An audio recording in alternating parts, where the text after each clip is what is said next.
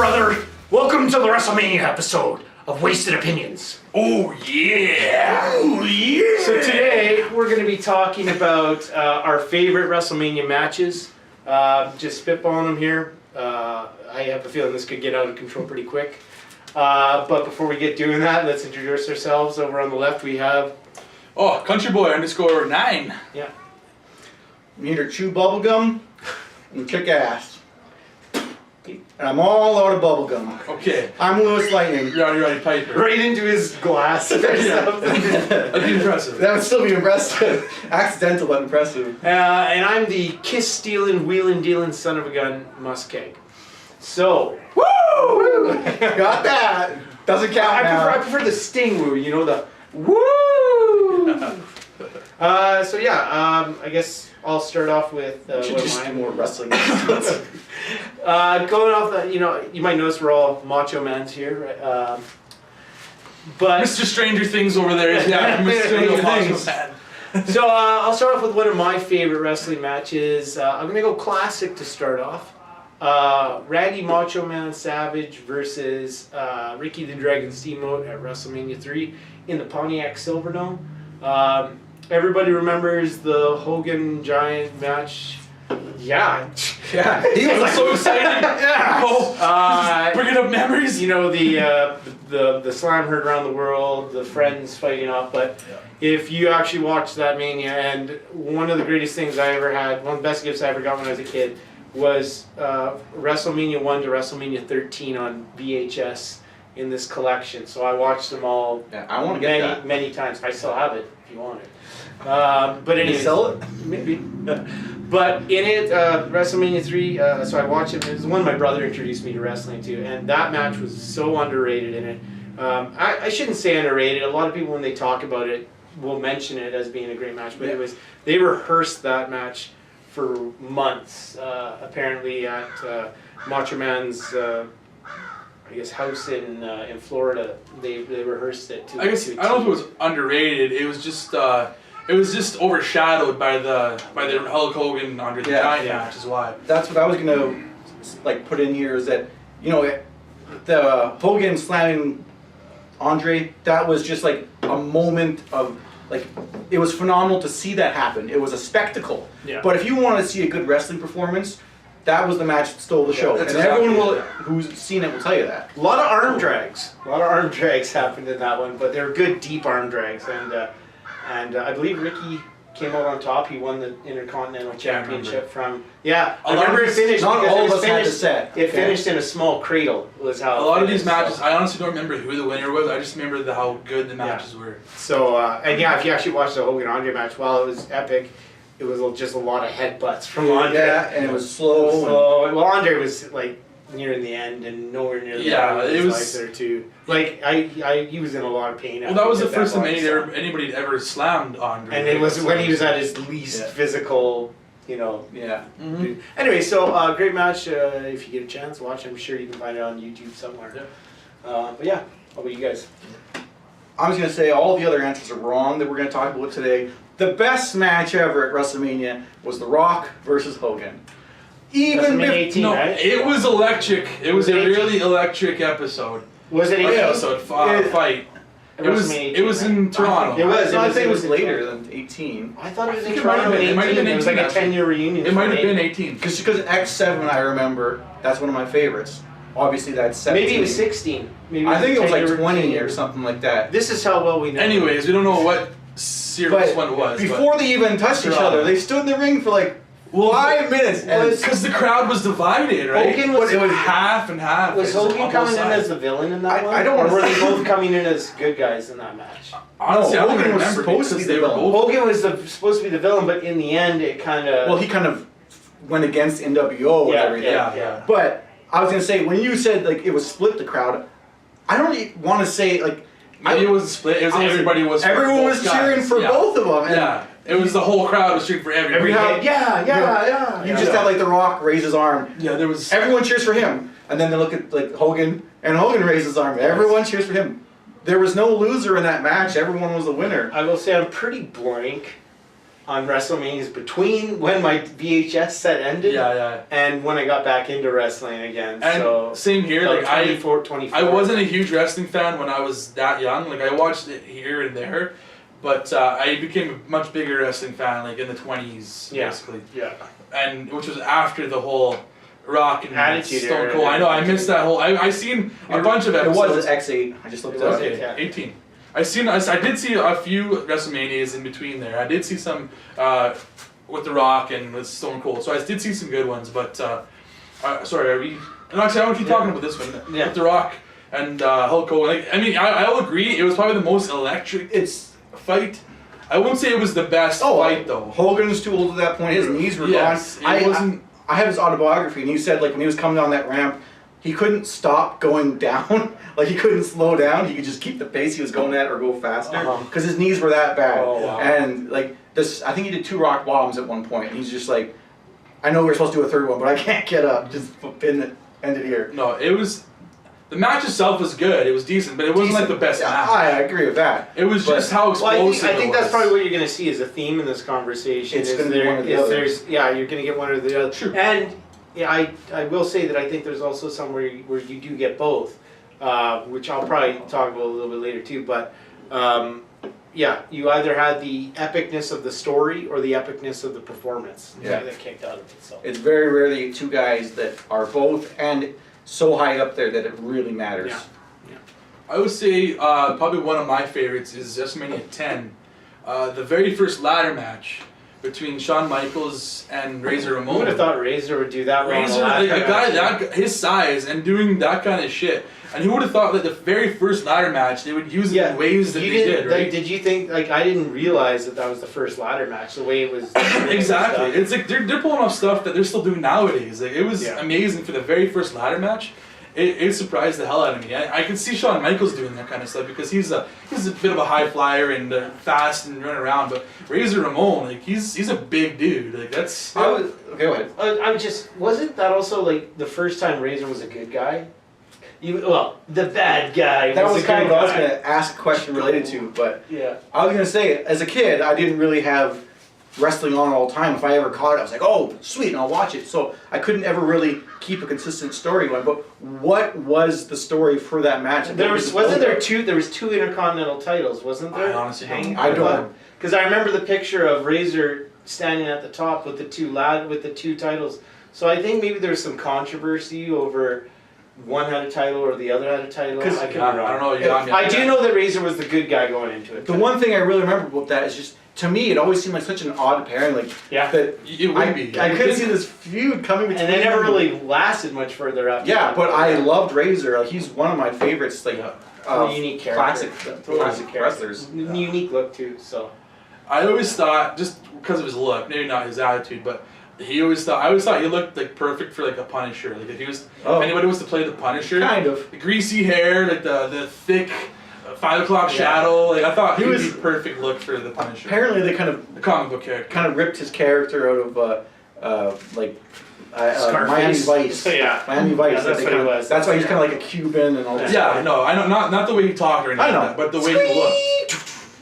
I should have brought a toothpick and done that. yeah. You did the good thing. I would have preferred the toothpick, but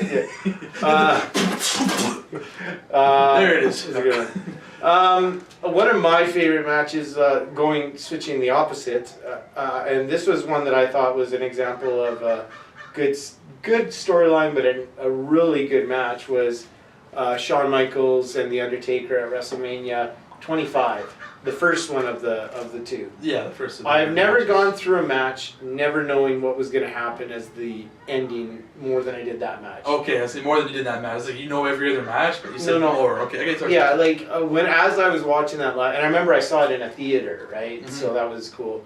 The crowd going back and forth because they like both of the characters in it. Probably more Taker than Michaels. Yeah. But there was tombstones that Michael kicked out of. There was super kicks that Taker obviously kicked out. Michaels was the villain. He was the cocky, like he was the cocky. I'm gonna kick your ass. Sort of villain, but not. He was he was the villain in the Ric Flair. He was a cocky asshole. Yeah, that's what he played in it. So, a lot of long 2 counts, a lot of high line moments on Michael's side of it too. So, No, I love Undertaker matches when it comes to WrestleMania, especially. I mean, some people will say that he's gone way too long into his career, and he has. I'm some people. Yeah, he has gone too long into his career. Yeah. But it's surprising the amount of energy that he still can pull out in those matches. Like, I know last year when he fought Shane McMahon, I was thinking, what the fuck? How is this even going to be a good match?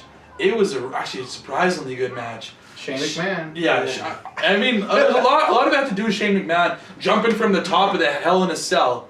But I'm just saying, like, Undertaker, his matches still somehow managed to be energetic and electrifying and just fun to watch. Yeah, he really kicked it up that year, though. I mean, he'd been doing good, but for some reason that one stuck out really, really poignantly for me. Like you said, like, I'm one of those people that thinks he went too long, but he is a hell of a performer, and even as long as he went, he never, like, said, I'm not doing this move anymore. Like, he would still dive out of the ring and do all that stuff. That's a heavy move. That's 6'6", 300+ pounds. 6 Yeah. foot. No, is he 6'10"?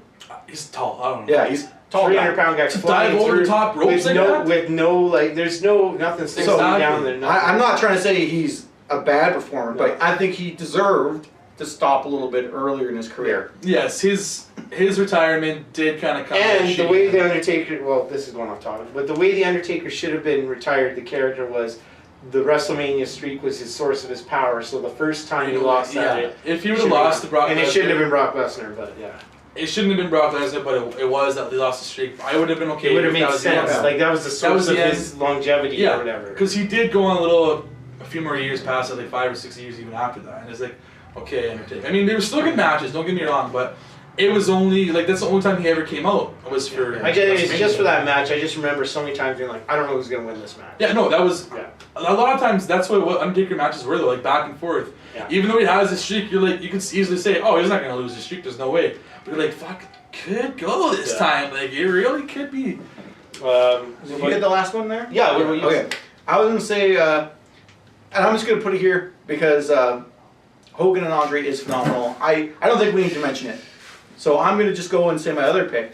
WrestleMania X7, there was a triple threat TLC match for tag teams between Hardys, Dudley's, boys, and Edge and That's Christian. an awesome one. I've never seen that match, but everybody says it was. What I really loved, like, it was just a phenomenal match, but you had the tag teams, but also throughout the match, each of the tag team had like their third man. So you had Spike Dudley run out at one point, you had Lita run out for the Hardys at one point, you had Rhino run out for Edge and Christian, and I'm just like, oh my god, they're so equally matched. Yeah. Who's gonna win? And how good was the WWE tag team division? At that point, it was great. At that point, exactly. I know a few years later they kind of tried to do the same thing. I know there were some of the same teams, but then they also introduced like the team of Benoit and Jericho. So it's just a separate moment, but there was some cool shit going on there. But X7 was the best one at WrestleMania that I can recall for tag team match for sure. Yeah, everybody. I've heard many times about it. Just never. I will say, if you guys don't have the DVD for like the ladder matches, get it. That is some of the best. Is matches. It on there? That one's either in the TLC or the ladder matches. I think I have the ladder one, but I'm pretty sure it's on the ladder match one though. I can't remember, but anyways, like those are some of the best matches. Ladder matches are always like my favorite. When it comes to WrestleMania, I want to see a ladder match, and they always. I was so sad when they took Money in the Bank out and made it a. It was. I remember the first time I saw it was WrestleMania 24, and I was with a friend. I'm like, "What the hell is this?" And he's like, "Oh, you haven't seen this before? Yeah. This is." And I mean, it's not on my list, but even that WrestleMania 24 Money in the Bank was a good one too. Yeah. No, it's always good. Yeah. You're never gonna be disappointed with the ladder match. But and Money in the Bank especially. I just want to put up before we move on. I was going to say, each of those tag teams that was involved is still like a classic tag team. Like the Hardy Boys came back after so many years away, and they made them champs. The same thing could easily happen with the Dudleys. They are back, right? Yeah, the Dudleys just recently retired. Oh, the Hardys are back. I was gonna say, I know the Hardys are back. I thought Edge and Christian won't be back. Well, Edge is out. Edge can't. Neck problems, and Christian's spinal stenosis. But yeah, like just they were some of the best teams. Absolutely, they had. Look, they were fun to watch. Yeah, I think I want. Maybe I'll try and watch that one tonight because I've heard many things about it. It's really. But you. I'm gonna go back to WrestleMania 10 again. That's probably my favorite WrestleMania. Yeah. And I'm going to say Owen Hart versus his brother Bret Hart. Because that one, I honestly didn't know who was going to win that one either. You know, actually, it was a shitty Mania outside of those 3 really good matches in it, but. Okay, no, yeah. I loved this match so much. I'm a big Bret Hart fan. I mean, we're all from Alberta, so it kind of stands to reason. But also because he's a very good technical wrestler. Yep. And this match, I watched this years later. I didn't watch WrestleMania back when it was WrestleMania 10. So I watched this probably like 5 years ago. And I was just blown away with how good both of them were, like, especially Owen Hart. Like, that's a guy who got cut down in his prime. That is a shame. He was a hell of a wrestler. Yeah, that was tragic. I was gonna say, when you're talking, they're both great technical wrestlers. I feel like probably Bret was just straight technical. Basically, yeah, he was the more best. technical one. Owen had a little bit more of the high flying he was doing, and he was a bit smaller, which smaller guys tend to be that. And Owen, the best part about that match was the ending that nobody saw coming. Like, nobody thought Owen was going to beat Bret. Because Bret was already set for a championship match, so this was just a throwaway match. Exactly. And it created. So I mean, I still remember Owen coming out at the end. Everybody's got Bret on their shoulders with his one leg celebrating, and Owen's like, "I beat you." He's just a little. He's nugget. like, "I am not a nugget." But he just comes out and he's so angry that Bret's getting raised on the shoulders, and he just beat him that. What I was gonna kind of mention before we did this, we were actually kind of talking about Owen and Bret, and you were asking about, like, you know, who was the bad guy in that, and if I remember correctly, I believe it was that Owen just didn't want to be overshadowed by Bret. He's like, you're always the guy on top and whatever, and I'm going to show that I'm the better brother. He came as a bad guy because Bret was always nice to Owen. Yeah. Bret was not mean to Owen. So you're saying Owen was more the heel? I feel like, but he was. I can't remember, honestly. That's how they did it too when they came out. Was a relatable heel though. Like, he wasn't a dick because he's just bad. Yeah. He was a dick because he always felt he was in his brother's shadow. Yeah. Yeah, okay. I couldn't remember that. I think. I might be wrong, but I'm pretty sure that's what it was. That was also, I think, later that year was when they had the SummerSlam where Bret got locked in the cage or something like that, and Jim the Anvil Snyder like beat the crap out of him and Owen or something like that. Oh, I kind of remember that. Yeah. Yeah. But both of them, great performers. Excellent. You put those two guys in a match with pretty much anyone, you're going to have a good match. Yeah. But together, it's going to be a magnificent spectacle. I would have loved to see Owen's career take off from there. Like, it would have been. Yeah. He was an incredible performer. I couldn't believe it when I watched it. I was like, holy shit! I never knew about this guy until he died, and then now I'm watching this match. I'm like, fuck! I really wish I knew who he was beforehand. So we don't even have to have a specific number, but I got one that I wanted to mention because this is probably my prime example. What we were talking about earlier, where there was a match that wasn't technically good, but it was a storyline. Was probably one of my favorites. Was the Warrior versus Hogan at WrestleMania 6. Son of a bitch! I thought he was gonna go for all these ones that are more technical. Which WrestleMania? It was WrestleMania 6. It was Hulk Hogan, the champion, versus the Ultimate Warrior. A lot of back and forth, a lot of tests of strength. Oh yeah, a lot of testosterone. Those two. But it was crazy because it was the first time Hogan really got beat clean. Yeah. Okay. At WrestleMania. Actually, I think it was the first time he got beaten clean at WrestleMania. And part of the reason was that is because they were kind of trying to pass the torch on that. Warrior is supposed to be the new guy, the top dog. Which it didn't last. Yeah. Well, okay. But I remember that too. I remember my friends and I. And that was two faces because Warrior was the Intercontinental, Hogan was the champion. They were both faces. Me and my friends were like talking about the match before it happened. I was pro Hogan. I'm like, Hogan's got to retain. And my friends were just. You remember that? That was totally like 4 or 5 years old. They were totally. If you know Jordy Strategic. Yeah. He was totally Warrior. Oh, I know he's a Warrior fan. He had a poster. I was actually a Warrior fan too. And I was like, no, Warrior's okay, but I don't know. I guess Warrior never really talked, just shouted a lot. Freaked out pots unknown. He was actually apparently like all the wrestlers hated him. He was a dick. Oh yeah, that's why he didn't take off, right? Like he would like go like full on when he would like run into Andre the Giant. He would like fucking full on hit him. Then there was one episode or this one match where Andre was like, "Fuck it, I'm just gonna stick my fucking foot and he's gonna run right into it." And he booted him.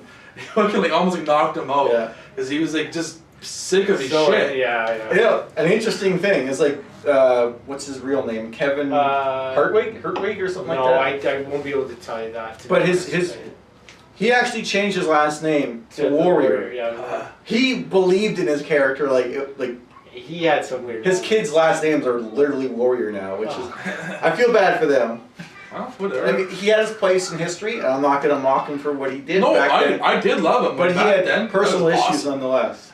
You guys have any other ones that maybe pop to your mind that you think Well, at you least? stole mine. I have to think about it. I can't think of one. I mean, the only thing I can think of is, and I don't even want to say it because it's not one of my favorites. It stands out for me. Yeah.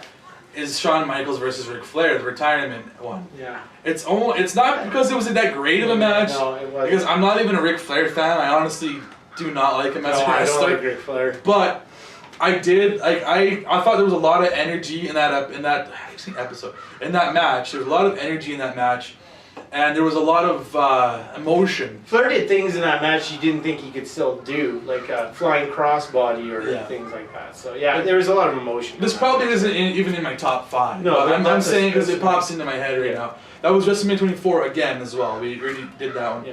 Well, actually, what I should say is, you know what? The one I will say actually, I can't talk. My goodness, WrestleMania 24 is the ladder match. That one was actually pretty good. The Money in the Bank. Yeah, Money in the Bank. Yeah, Yes, it was very exactly. good. Yeah, yeah. I liked a lot of the people that were in there. Like there was CM Punk. I didn't like him at the time, but I grew to like CM Punk. Mr. Kennedy was in that. The fucking black dude with the blonde hair always. I forget what his Oh, name is. Sheldon Benjamin. Yeah, I liked the Sheldon. Money in the Bank. He never got his push. I thought that, well, they kind of tried to push him, but that was a They did. terrible gimmick with the Yeah. gold hair, Yeah. gold Gold standard. standard, Yeah. yeah. Terrible. But no, that was an excellent match. I thought. Oh, so Chris Jericho was in it as well. Yeah, yeah. That was Jericho invented the ladder match, or the Money in the Bank. A lot of people Yeah. said so. What a question for you guys? I think I've only seen it once. WrestleMania 20 triple threat match between It's actually longer than that. where it was Chris Benoit, Triple H, and Shawn Michaels. I wanted to say that because I have Yeah. the Backlash, but I don't remember. Like I think the Backlash match is better than the WrestleMania. And It was just so cool having that moment where Eddie Guerrero and Chris Benoit came out both each with the championship. Oh. And at No, the end of it. I don't know if I've ever seen that one. I don't remember. I did see it, but I like the Backlash one better. I just wanted to point out one more Yeah. because I missed one here, and I don't want to say it's my I have favorite. a question too, but you go ahead. Go ahead. No, another question. No, my question is, when Undertaker fought Mankind on top of the Hell in a Cell, was that a WrestleMania? No, that wasn't a Mania. It wasn't I don't Mania? think it was. I don't remember. I don't think it was. When the chair fell on his face and his teeth came out of I'm his quite fucking certain that nose? wasn't a Mania. I think maybe that was like a. Fuck, Mankind, I love Yeah. fucking just getting him. It's funny you said that because I was gonna say I don't want to say it's one of my favorites, but it is so memorable to me. Man. Mankind and Edge, and they had like a hardcore match or something, and like Edge wanted to retire him. And I just remember the moment that Edge speared him off the apron through a flaming table. Yeah. And I was like, oh my god. If I'm Man- a huge Edge fan, and Mick Foley is a hell of a all the worker. tax. If Mick Foley was in a match, you knew you were in for a hell of a beatdown. It was gonna be Well, fucking he was going to get a Yeah, I know. Well, that's No, an no. underrated character, Mankind. Hey, Well- like how creepy he was and what he did. That very underrated Well, character. Mick Foley in general, like, I think it might have been Mick Foley anyways when he fought Undertaker. Yeah. It wasn't. Yeah. but anyways. I was going to say, when we were talking about Backlash earlier, that was another thing that happened on that show. Mick Foley, I think he was Cactus Jack for it, Oh, yeah. but he came out to fight Randy Orton, and that's one of the best hardcore matches ever. If it was Tax? WrestleMania, it would be in this, Oh, yeah. thing. But yeah, You're talking about Tax. the Rumble where he came out as all his different characters. Mick Foley would take tacks, Yeah. barbed wire, Oh. flaming tables. He got his ear blown off in an explosion. An explosion! And he's still like, Okay, would finish the matches. The bloodiest matches were him and Terry Funk. Oh yeah. But those are the for WrestleMania, him and Edge, I love that one. It still sticks in my head. Okay. Well, I think we could probably go on forever about this, but we'll end that there. Make sure you guys like and subscribe. Shalik? Like and subscribe. This Where is. can we find Oh, you? okay, yeah, it will start on my side. Or John never For the gets first my time face. ever. Yeah. Well, that's why it threw me off earlier. Yeah, I knew. I was gonna say something, but okay. Anyways, I'm CountryBoy_9 on Twitch and PSN, and then under Twitter, you can find me under John Cleta. I'm the LewisLightning on Twitch. You can find me there once every month, I guess. Very, very rarely. And I am MussKeg. You can see me on Twitch, on Twitter, and on PSN. All the same. All right, peace out. See you guys.